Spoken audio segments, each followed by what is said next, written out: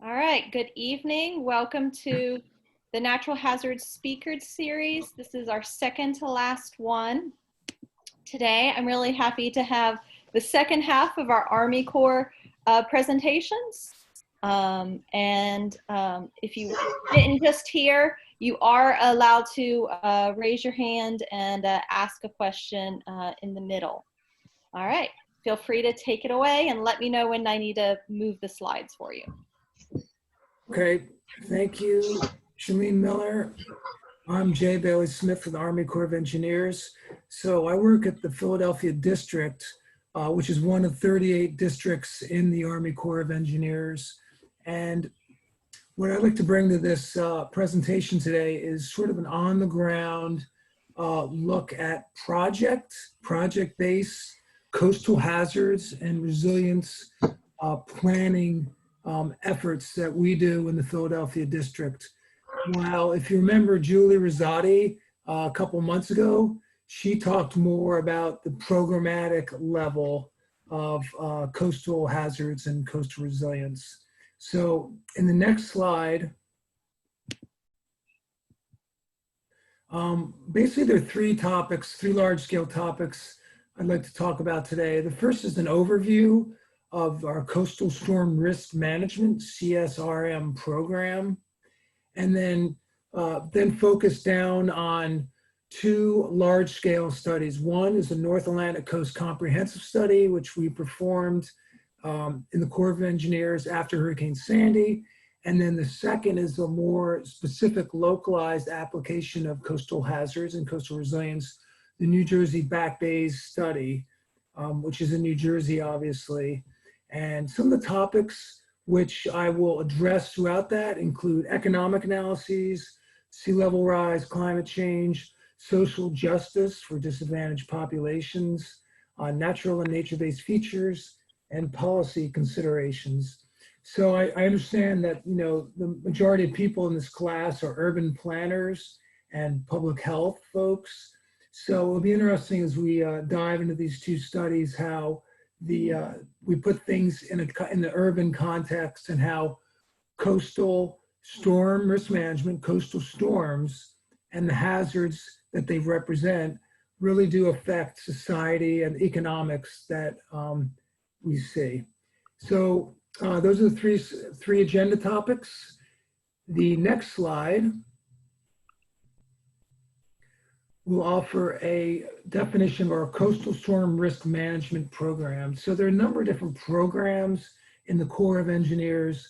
There's coastal storm risk management, which is reducing the risk of coastal hazards from flooding, storms, and waves to the coastal zone.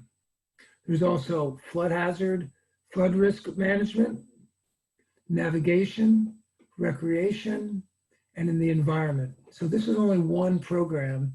And basically, as I said, the definition of that is to research to determine the causes of beach erosion, investigate through studies beach erosion and flooding problems, and then construct those shore protection and beach restoration projects to reduce the risk. So this whole process takes on the order of 10 years to do. It's not a quick process. But the Corps is the nation's engineer, and this is what we do in the CSRM, or Coastal Storm Risk Management Program. Next slide. So our program, CSRM program, is applicable throughout the US, at the Atlantic coast, the Great Lakes, the Pacific coast, the Gulf of Mexico as well. And you can see, so a lot of you, you folks, as we said, are urban planners and public health specialists, but we obviously focus on the coastal zone. So you can see from these pictures, on the lower picture is the coastal features. So on the left is the ocean, and then you go up through the berm and the dunes and the forests that sometimes are on top of the dunes, and then back into the back bays.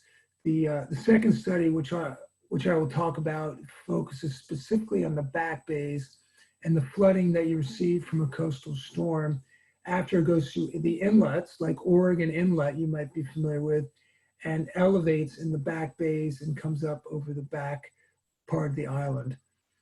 Next slide. So today, as we mentioned, we'll focus on coastal hazards as well as resilience. And just let's talk about some of the coastal hazard and damage mechanisms to put things in context. So the first thing we want to look at is storm effects, such as inundation, which is basically storm surge, erosion, beach erosion, waves, and wind to a lesser degree. And then important long-term trends such as long-term erosion, accretion, sediment imbalances. So this is important because tidal inlets like Oregon Inlet, which is in North Carolina, Hatteras Inlet is where the water goes in and out of from the bay to the ocean. This is a huge store of sand. So what we try to do is look at sediment budgets, and these inlets are where a lot of the sand is stored. So that affects the erosion and accretion problems. And we try to manage that sand, take from the inlets and put along the beaches as a beach nourishment project. That is one way that we reduce the hazards from the storm effects above. And then the other long-term trend, which we'll discuss in more detail, is sea level change, which is a result of climate change to a large degree. And that sea level change and the acceleration of sea level change due to climate change, in addition to the storm surge component associated with hurricanes and waves on top of that, are the primary factor for flooding in the coastal zone. Next slide. So in terms of inundation, as we said, it's storm surge, which includes the waves pushing water on shore, elevated tidal elevations that become a storm surge, a storm tide.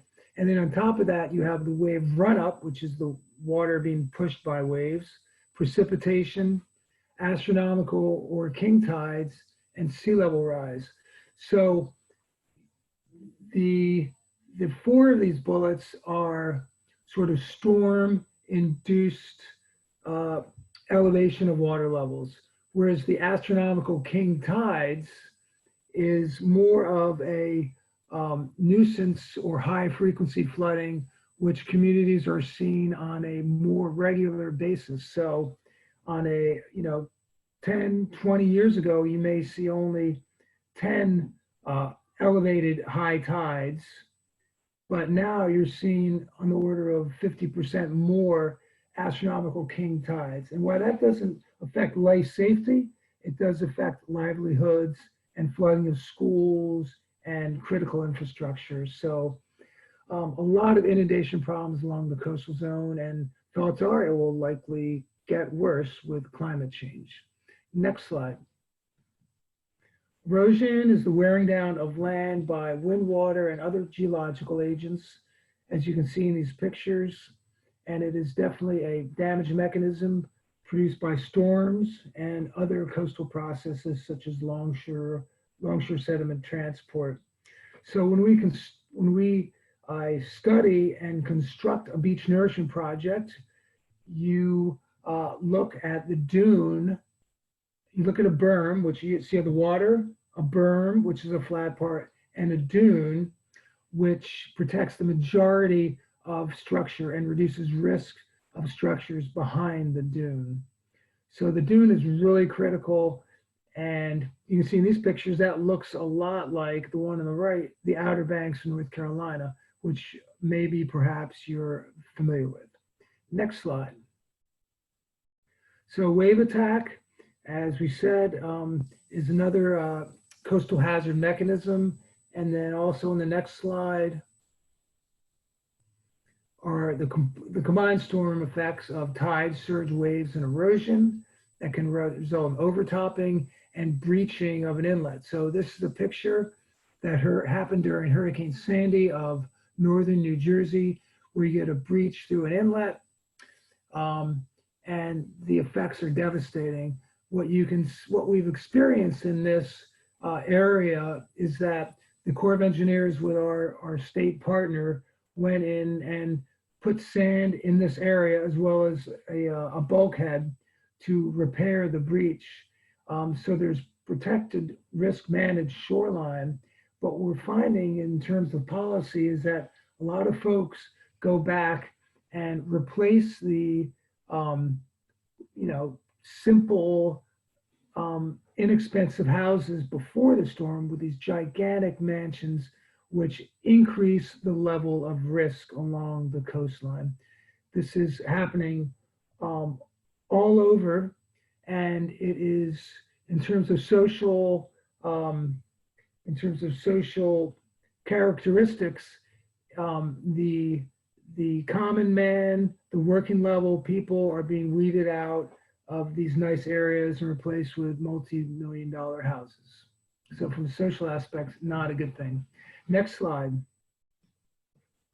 So sea level change is a super important concept that has been happening ever since the glaciers were here. Most recently, 20,000 years ago. It's been rising since in the last few thousand years, approximately a foot every 100 years. We've seen that perhaps, depending on what models you look at, that rise may be accelerating due to thermal expansion of the water as well as melting of the ice caps. But one thing for sure is that of all these projections by all these different agencies, they're all tons of different projections. But in the next slide,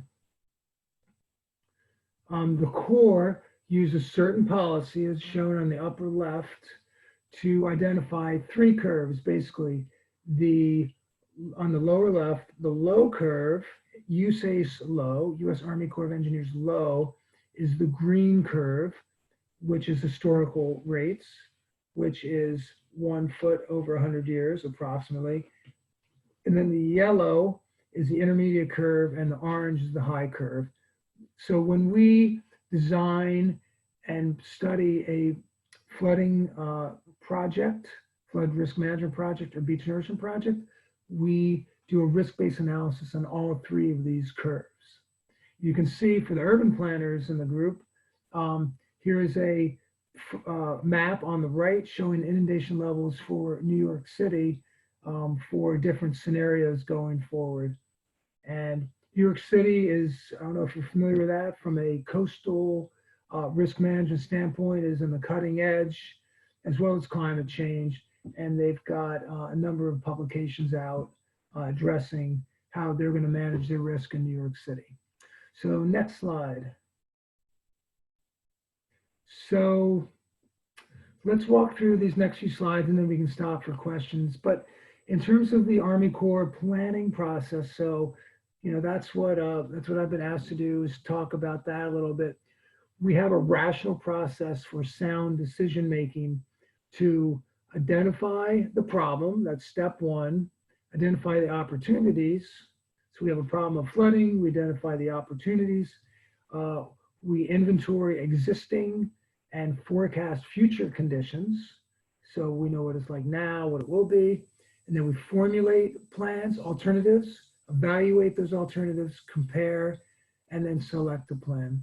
And it's an iterative process. So we go back, if we're at step 4, we need to go back to step 3, we'll do that. But it's a process where we engage more stakeholders as the process goes on. The next slide. So we obviously use a lot of engineering and planning models to forecast different water levels, change in the cross-shore response to waves. We look at the along-shore response. We model waves and hurricanes to ultimately come up with a beach FX on the right life cycle model, so that all that information, all those engineering models can be put in the beach FX life cycle economics model to help us identify a suite of water levels, a suite of beach changes, beach width changes, to then put that into the economics model to compare the economics, which is the cost and the benefit ratio, which we'll discuss in a little more detail. But a lot, Julie Rosati spoke a few months ago. She's involved, associated with the Engineering Research Lab in Mississippi, so they do a lot of these models. Next slide are the planning models. We spoke about Beach FX. There's also HEC FDA and G2 CRM, and basically there's a number of things on the bottom there that you need to input to those economic planning models to identify the economics, which is what the studies and projects are ultimately based on. I think that's in the next slide. So exactly. So when we justify a project, this is at the heart of planning in the Corps of Engineers. For all of the business lines I spoke about, program areas I spoke about earlier. So when we look at the system of accounts to justify a project, the NED, the National Economic Development Model, looks at the return per federal dollar spent and optimize the balance between construction and implementation cost and coastal storm damages reduced. So what that says is that we're going to compare the cost of constructing and implementing a project. So if you're building a beach, a dune, and it costs $1 million, we also have to compare that cost to the damages that the project will reduce. So we'll talk about more about damages in the next slide, but those damages need to be higher than the cost. So there's a 1-to-1 parity ratio that the benefits, the damages, which turn into the benefits, must be greater than the costs. But when you go to Office of Management Budget, which is the policy side of things, they are often looking for 2-to-1 benefit to cost ratio.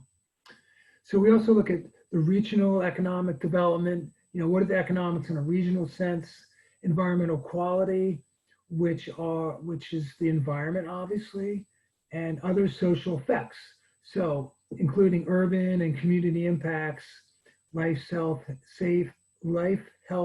safety factors, energy requirements, and the like. So again, NED is the most important account of these. We're working in the Corps to consider more of these 4 accounts.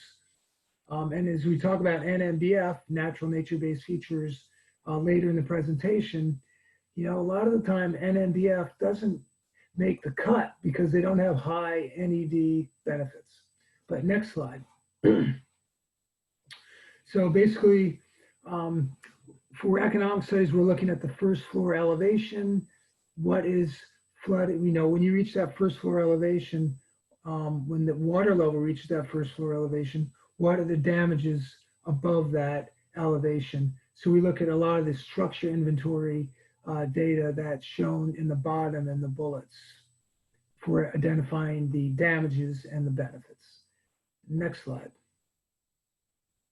And then environmental plays a huge role in terms of the number of requirements that all the studies across the Corps, and maybe not things like the border wall, or after a declared emergency like Katrina in New Orleans in 2005, it was NEPA, didn't have to abide by the NEPA rules, but for 99% of the Corps projects that we study and construct, they must meet all these different laws. So that's important that environmental considerations are addressed. Next slide. All right, so why don't we take a pause and, the previous slides that were presented offer a view of sort of the overall bigger picture coastal hazard and considerations that the Corps of Engineers are. So are there any questions?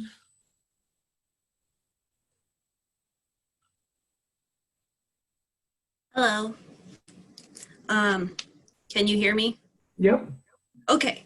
So I just wanted to say first that I know that at least two of us are from the Northeast, Delaware and New Jersey, right around your Delaware Bay Study area.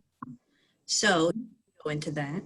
And second, are you going to get into how the Army Corps is working to better consider natural and nature-based features and because of their capacity to grow and become more resilient as they mature? Yes, we're definitely getting more into NNBF, natural nature-based features, and later in the presentation, we will directly discuss New Jersey. Nice. I'm there right now, right here in this wetland. Thank you. Oh, great. It's beautiful. It's beautiful. Where's that? I'm just kidding. I don't remember, some wetland. But anyway, thank you. Certainly.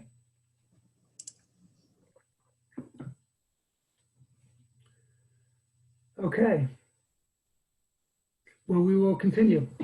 So, as I mentioned, North Atlantic Coast Comprehensive Study, Resilient Adaptation to Increasing Risk. You can see Hurricane Sandy on the slide, which hit the Northeast US, significant damage in New York Harbor, storm surge elevations 11 feet above normal water elevations. To the next slide. Basically, this part of the presentation and the remainder of the presentation addresses resilience attributes which the Corps abides by to manage the risk from coastal hazards. So on the left, you'll see the principles: prepare for storms, absorb the impacts, recover from the storms, and adapt. So those are big terms, and everyone has different definition of resilience. But one of the ways that the Corps manages resilience, these resilience principles, is by buying down risk. So you can see on the right, in the green box, are the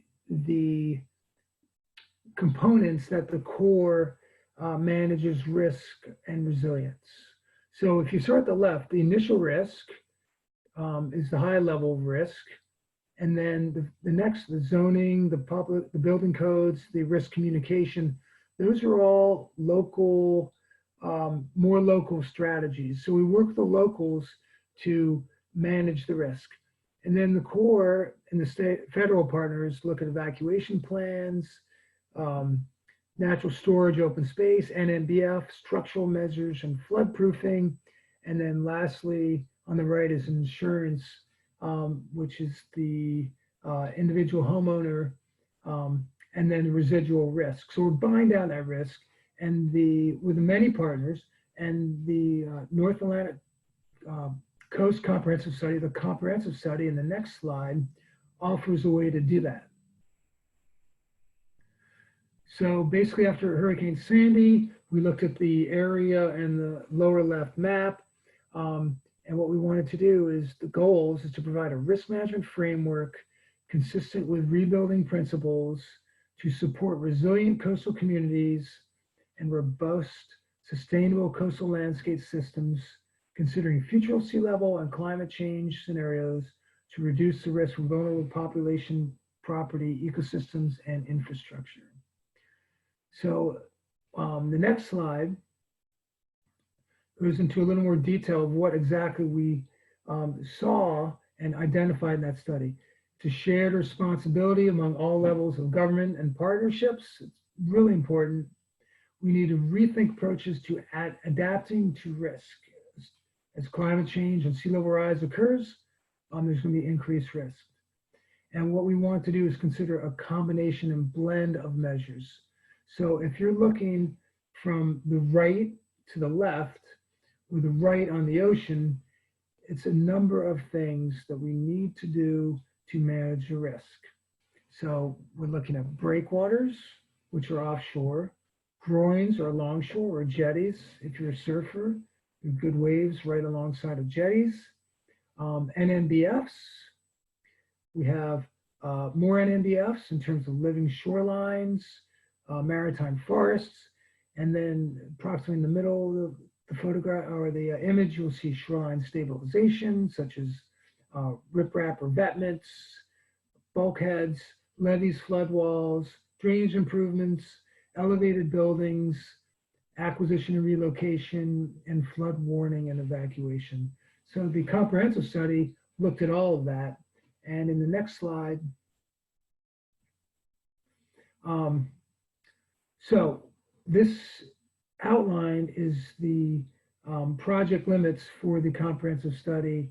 And there were 9 focus areas, which are all undergoing more detailed study now, as identified in the red polygons.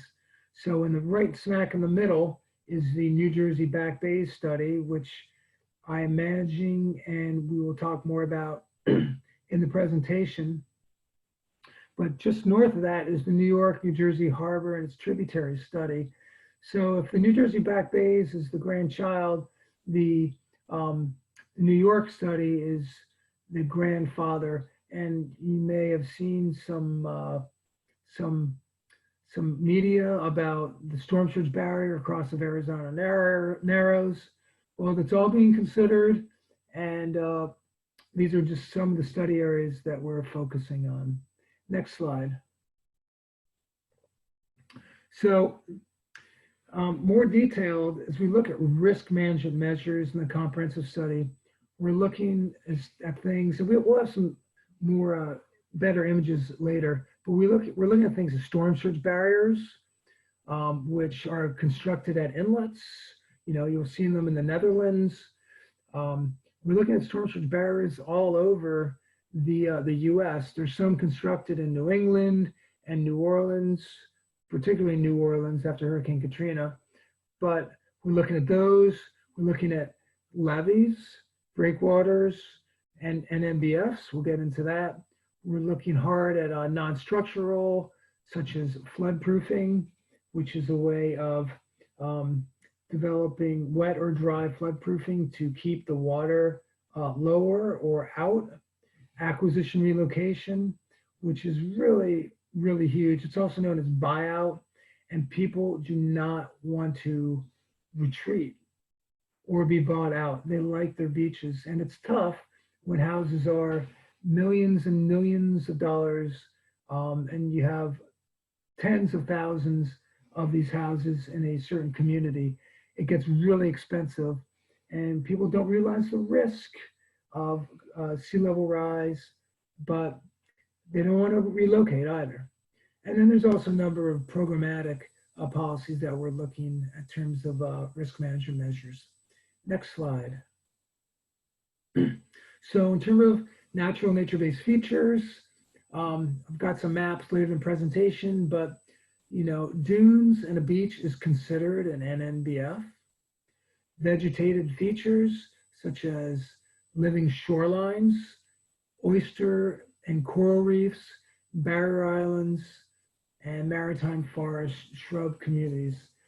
So, you know, we'll get into more detail as we talk about New Jersey, but if you remember the system of account slide, where the National Economic Development Program is the key decider of if a project is authorized for construction, the natural nature-based features, we're doing some modeling to better determine if they really do offer a reduction in water level so that there's less damages and greater benefits. But the modeling is very preliminary, and you know, initial implications are that NNBFs do not offer that water level reduction to make a significant difference on the National Economic Development Program, and damages reduced. Next slide.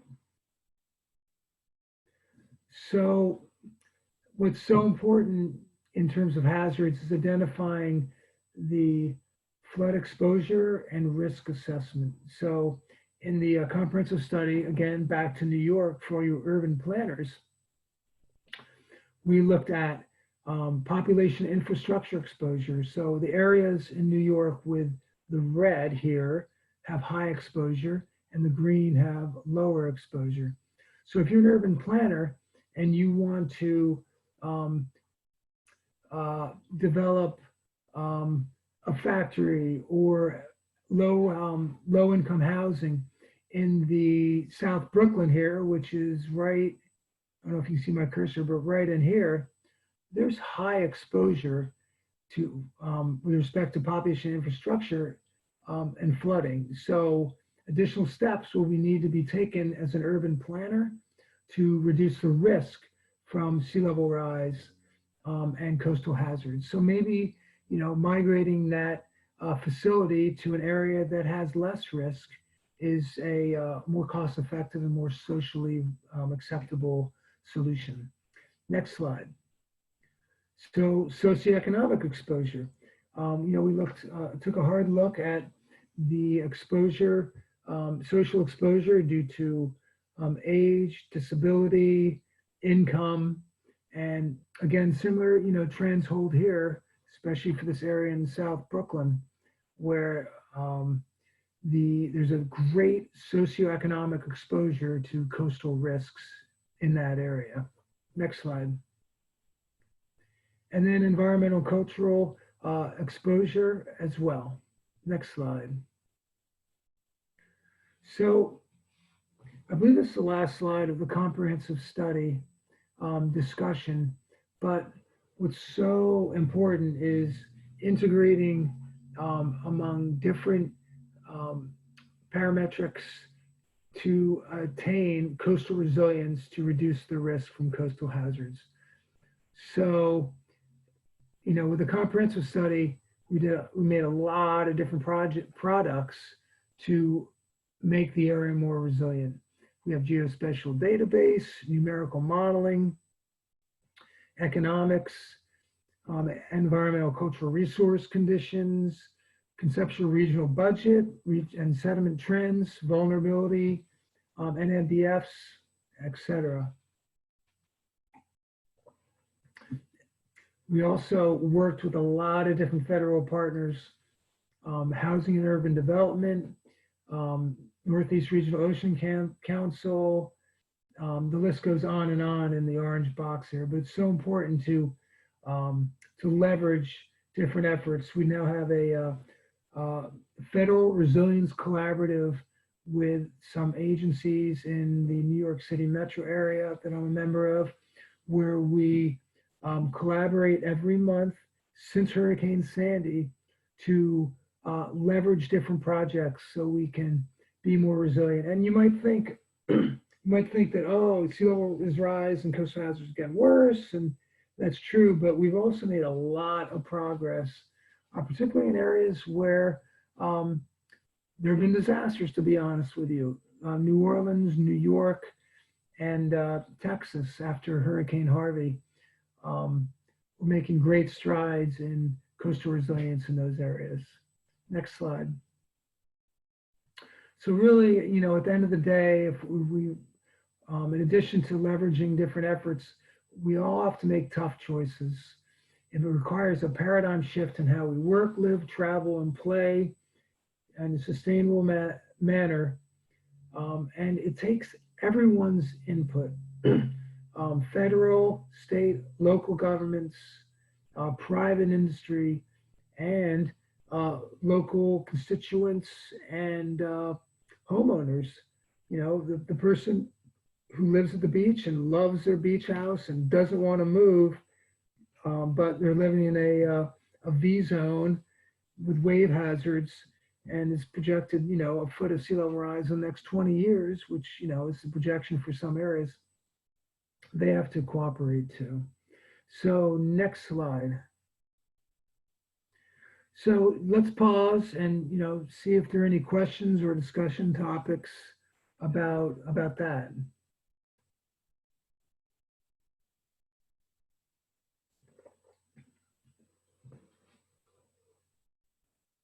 Okay. Can you still hear me? We can still hear you. Okay. Great. So we're now going to discuss the New Jersey area and the New Jersey Back Bays Coastal Storm Risk Management Study, which I manage. And next slide.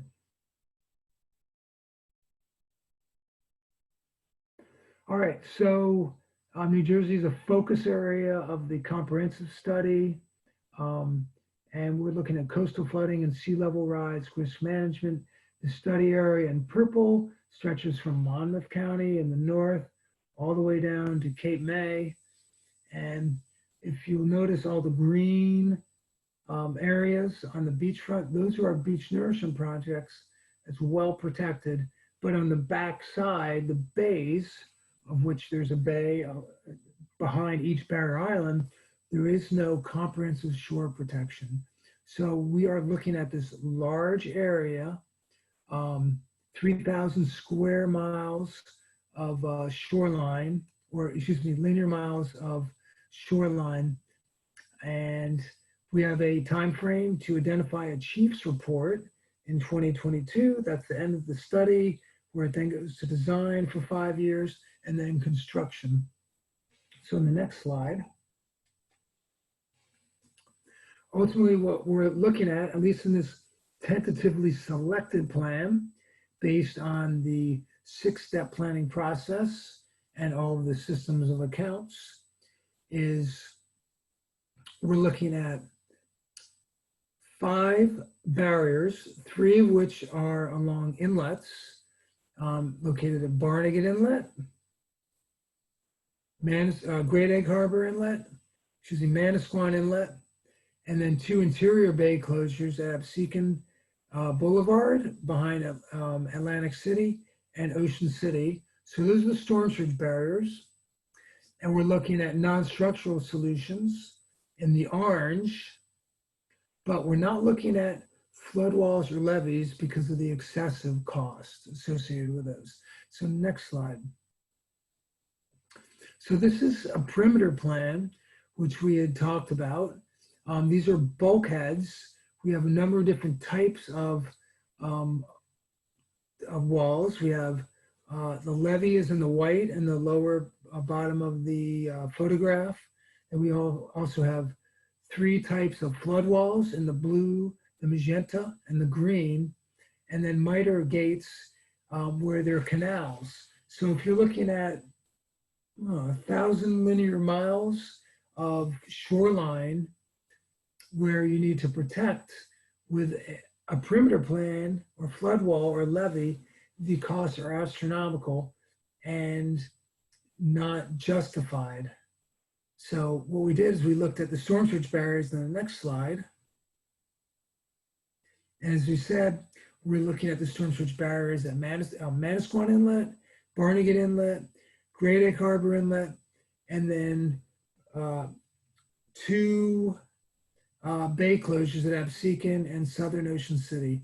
Now, what does a storm surge barrier look like? That's the next slide.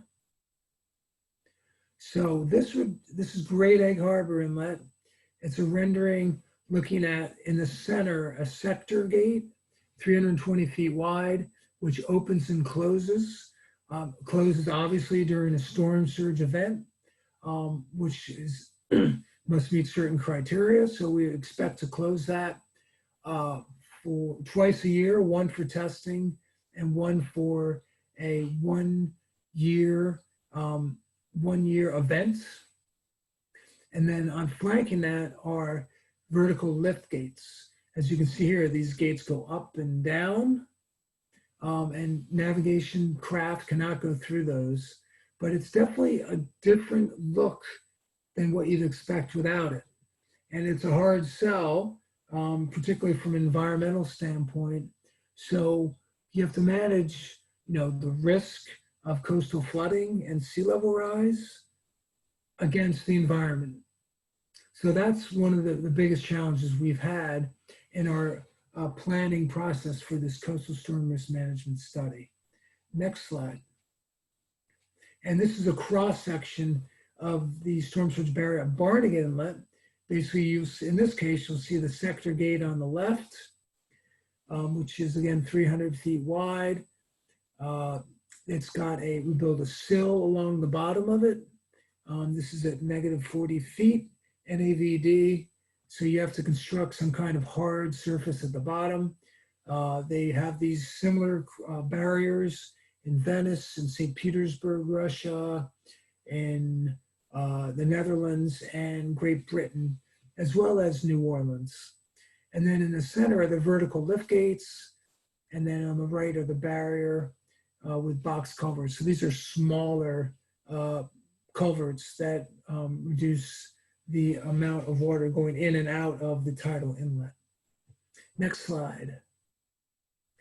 So as we discussed, we also look at non-structural analyses.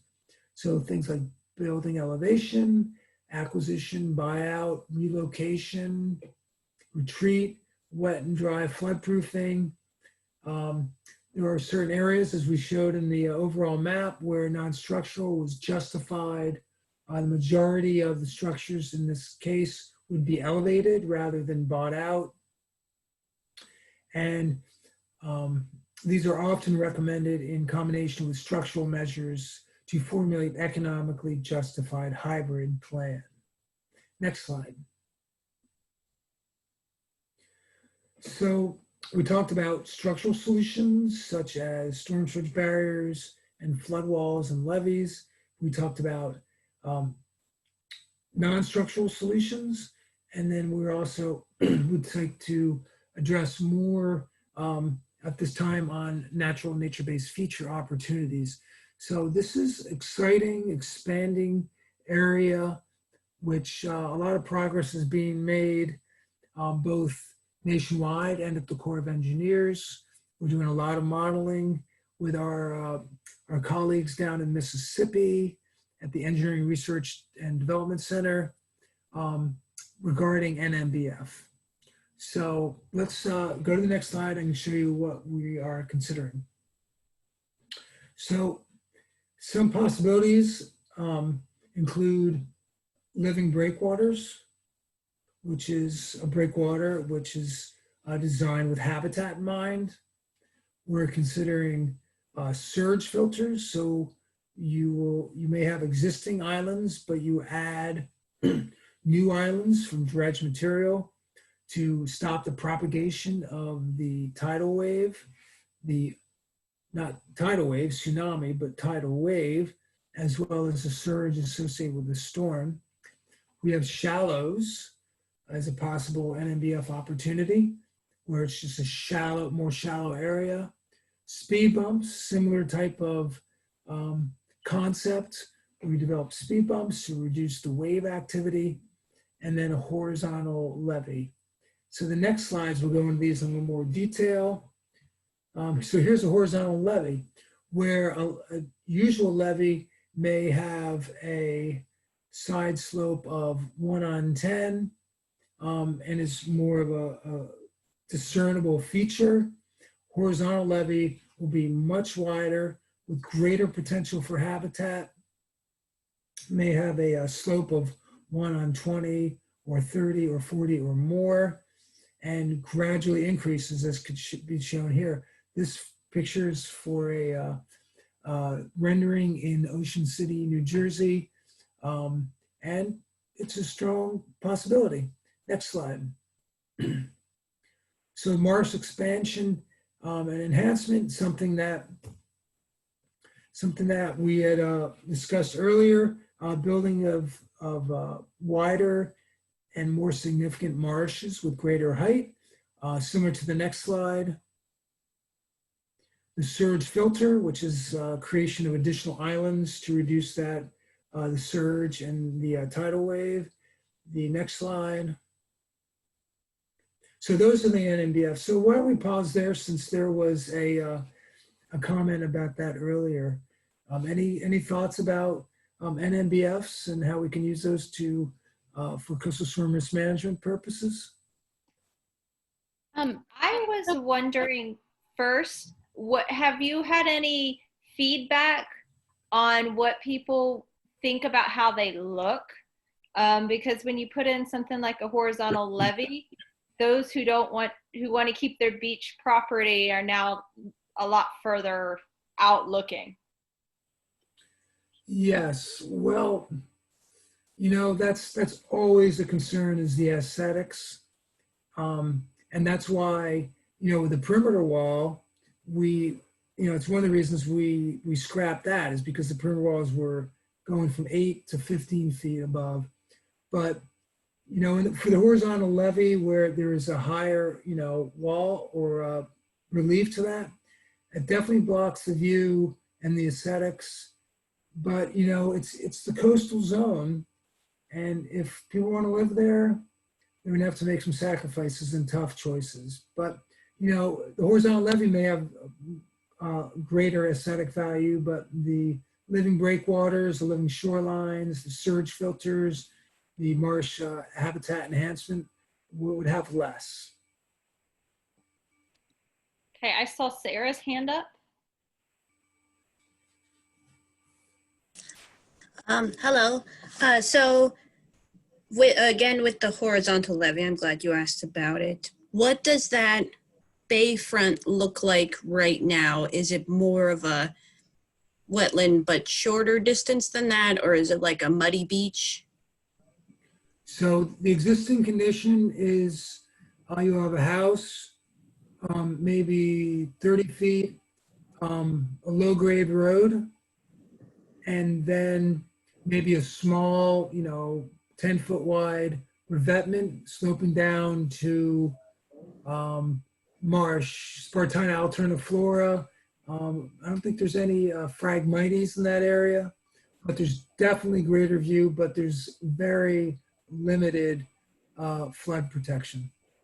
So the road is only protected by that small berm, and so that would go out, or the plan would get rid of the road?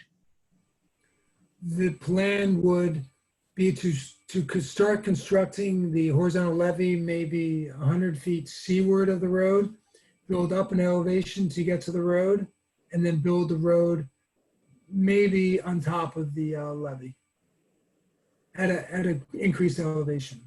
Right. So it would kind of be like filling the water, the bay, for some distance? That's right. Okay. And there are environmental considerations of that, bottom habitat, that's very strict in New Jersey. So, there are complications for that as well. Right. That would seem difficult to make all those small islands, even though small islands do exist and have existed. Yeah, but, like we said, collaboration is so important, and, there are ways around that. It takes a lot of work, but, if you get, NOAA and National Marine Fisheries and, all the environmental resources agencies on board and, communicate with them, it's possible. Right. And so this only counts for the small section of land at the backside of all of the barrier islands, not on the mainland at the other side, the other side of the bays. Well, this is preliminary design right now, but on the mainland areas, we could expand this horizontal levee or the other NMBFs, but there's also non-structural possibilities. There's the Garden State Parkway running along the 3/4 of the length of New Jersey, so that could be elevated. But on the mainland, there's a lot less development. So there is, how do I say this succinctly? There's less of a risk, so that you don't need as much construction to reduce the risk. Okay. Somebody, Anna, you could ask your question. Sure. Yeah, it seemed like a lot of these nature-based interventions were kind of like predicated on landfilling. And I think that landfilling, though it's happened throughout history, is part of the problem now. So I'm just curious, you know, what's the expected longevity of some of these interventions? And then like, do they require constant maintenance? Like, are they expected to be renourished, or is something about the engineering about them more stable, or because we're not like landfilling and building, it's more stable? Can you just talk a little bit more about that? Yeah, so the construction of some of the larger features of NMBFs will require millions of cubic yards of material. So maybe construction of the smaller features like a living shoreline, living breakwater, may be more reasonable in that extent. And in terms of monitoring, you know, all these things need monitoring these days. So, you know, that's part of an adaptive management plan that the Corps often puts together. So monitoring is a concern. And in terms of long-term management and placement of additional dredge material, it's difficult to say, you know, but it'll take some kind of management. They are, you know, they will require some kind of management, yes. But so does everything, you know, the storm surge barriers will, non-structural maybe not so much.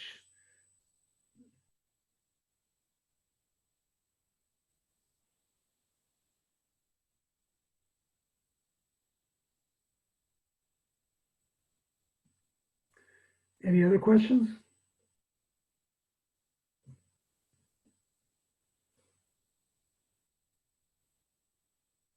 Okay. All right. Well, in terms of coastal resilience, as I said, it's, you know, it takes a village to build a project, or study, design, and build a project. So we work closely with our partners.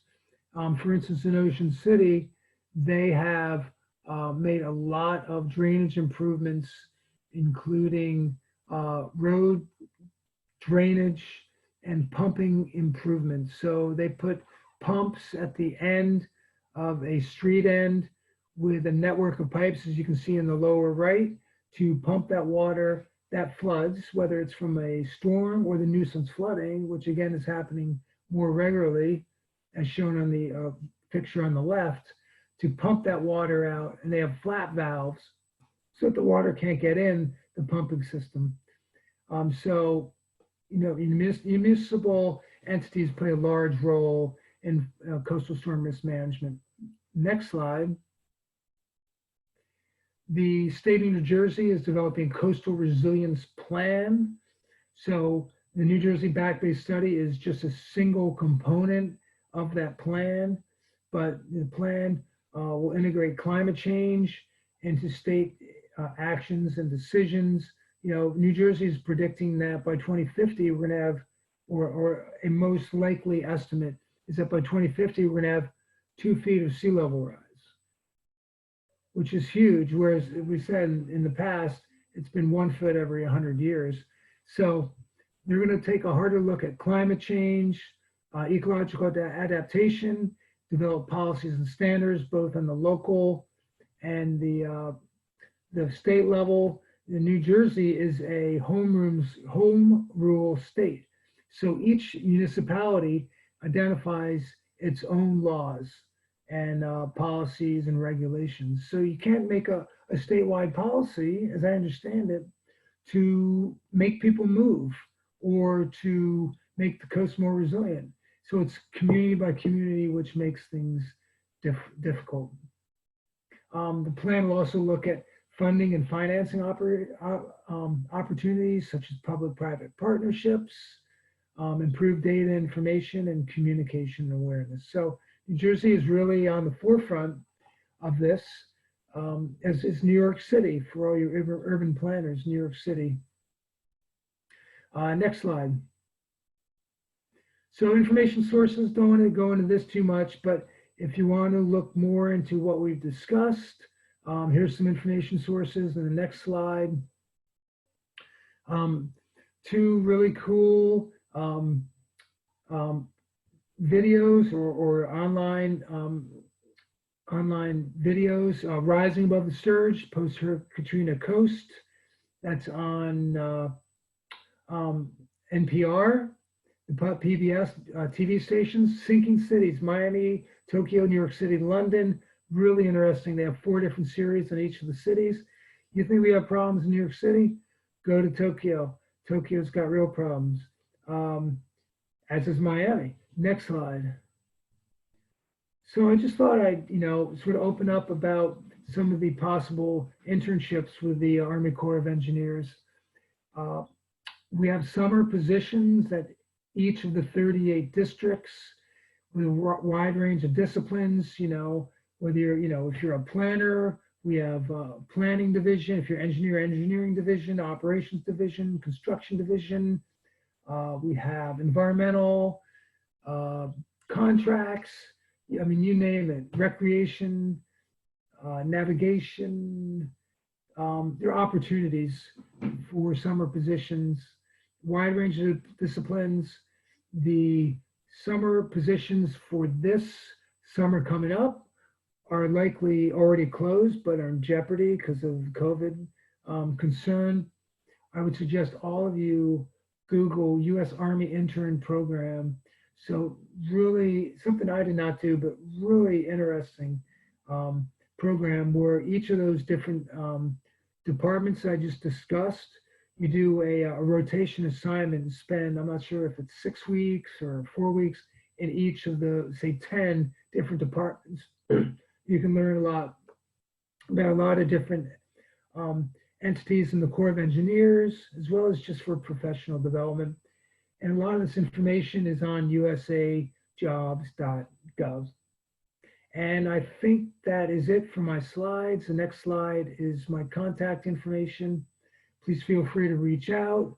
I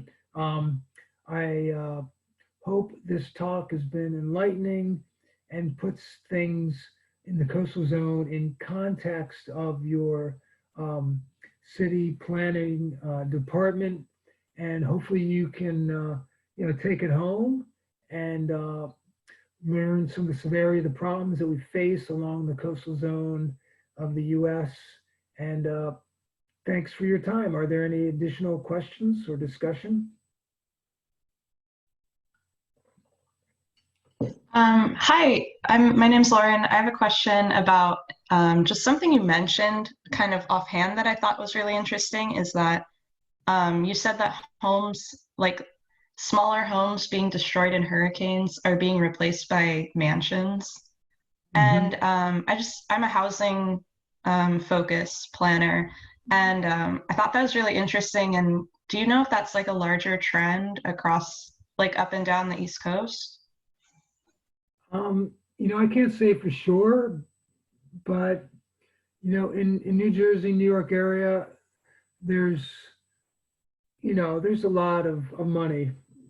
People are well-to-do. So the prices of buying a house, buying the land, and constructing a house is significant in this area.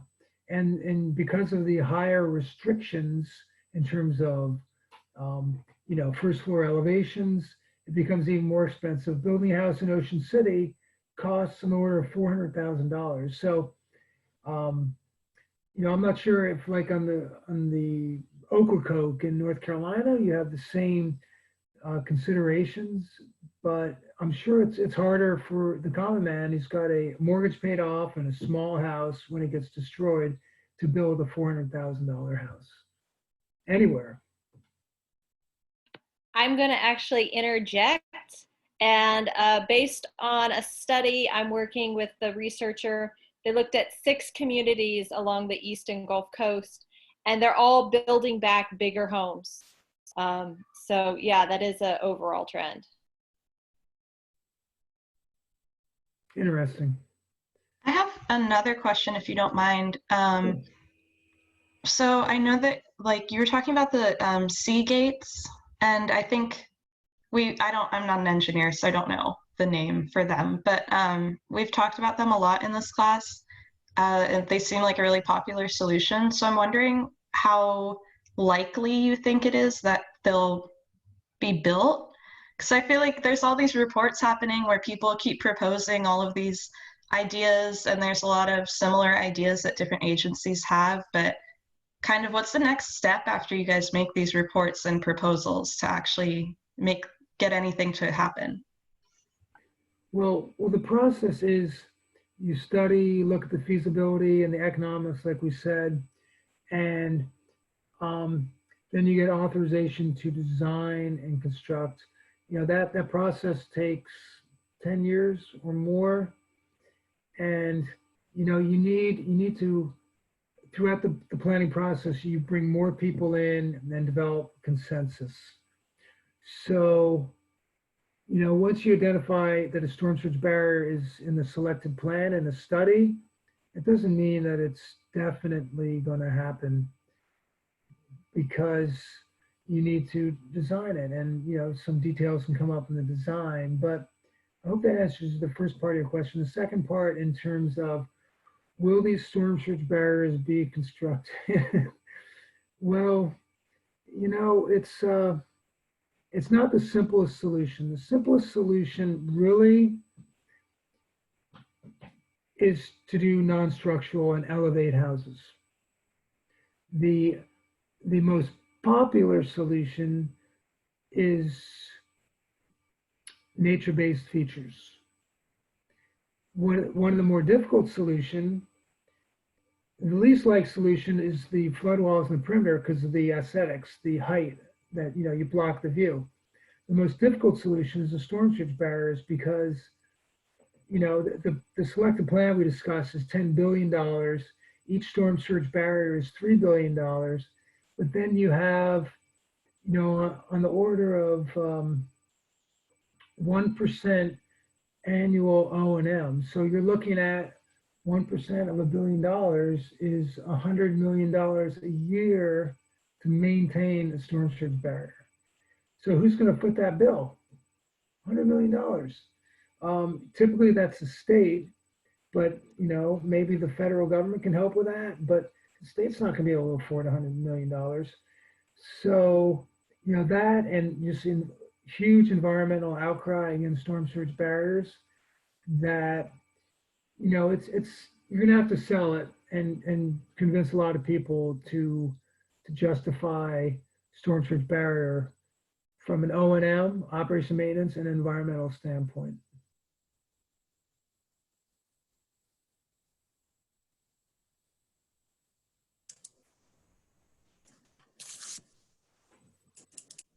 Hello again. Hello. I was wondering, I had heard that New York City was not going through because of budget reversal this past February. Well, that's a poignant point.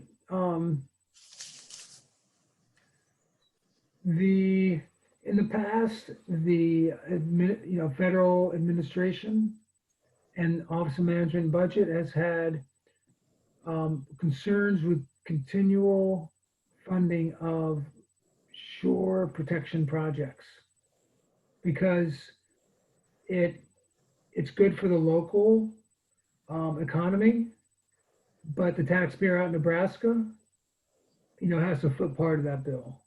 And yes, it's good for the National Economic Development Plan, but it really benefits the locals. So this administration is no different. This administration has other priorities in the Southwest US. And I don't know if there's a direct connection, but that's true. You know, these studies, both the HATS, the New York study, and the New Jersey study, have been funded for 4 years. And then this in FY20, which started in last October, it got no funding. So that doesn't mean that the study is dead. It just means that it's slowed down. And yeah, so that's yours too, the back bays is included in that? It has a similar funding stream, and the same thing happened to New Jersey. That's correct. Oh, okay. Wow. Well, that's news because the New York Times thought it was only a big deal to talk about the one that's affecting them. But that's very interesting. And then my other question is, we're learning about, and I've known about in beach processes and island, barrier island research, that the island would want to naturally be rolling forth over the hundreds of years toward the mainland as sea level rises. Does the horizontal levee do something to mimic that, because you're putting more land in back of the barrier island? And would you ever stop filling the beaches with sand? On the ocean side, rather. That's a good question. I mean, barrier islands are relatively narrow features, and as like you said, they're meant to migrate landward during a rising sea level environment. So, you know, wherever you put sand on a barrier island, it's going to prohibit that migration, I would think. So,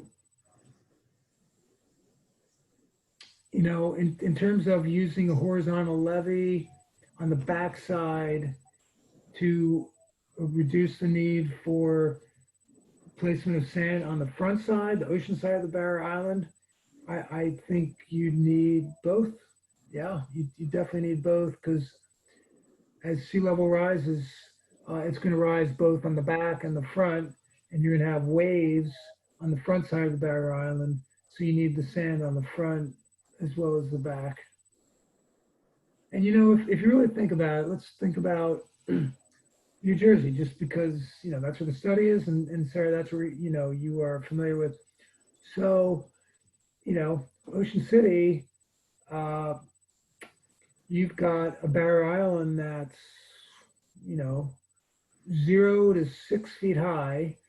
Sea level, you know, there's many projections, but if it rises 2 feet by 2050, you know, which may or may not happen, what does that mean by, you know, 30 years after that, 2080? You got 4 feet of sea level rise on a barrier island where the average elevation is, you know, 5, 6 feet, like we said. So, you know, what's going to happen? You're going to need a lot of sand, a lot of protection that we've been talking about to reduce that. And you're going to have a lot of people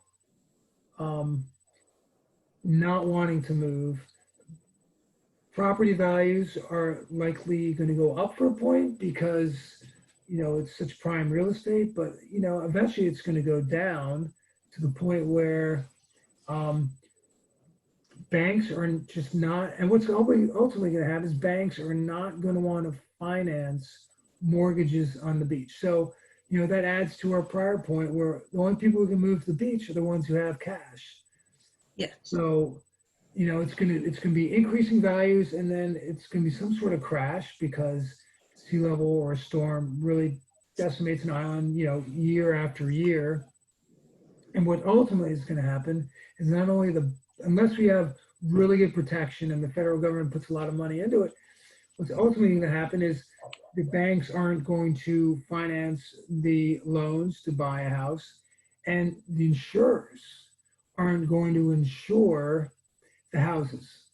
So, you know, that advocates for people who don't need insurance to move to the beach. But eventually, and it happened in Mobile after Katrina, eventually insurers are going to say, no way, we're out of here, and it's going to collapse. But whether that happens in, you know, 40 years or 100 or whatever, I don't know. But I don't know. That's just a thought on the future.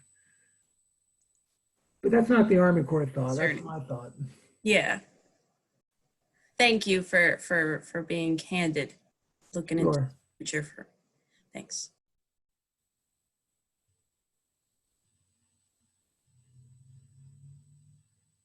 Hello. Thank you for speaking. I have a bit more of a slightly silly question, and I'm sure this isn't that complicated, but I've lived around different places in the US, and I've noticed, especially in the New Jersey area, what is it about those wetlands that make them stink so bad? Because like there's this, you know, I'm talking, there's specific smell in those wetlands that is unique. Because in other wetlands I've been to, like in California, it's not as bad. For some reason, the ones in Jersey are specifically. I don't know that. I mean, I would say that it's decomposition of organic material, but why it smells more in New Jersey than other areas, I don't know. I mean, Massachusetts, I've been up there and that smells as bad as New Jersey. Eventually, if you love wetlands, you get to love it. That's right.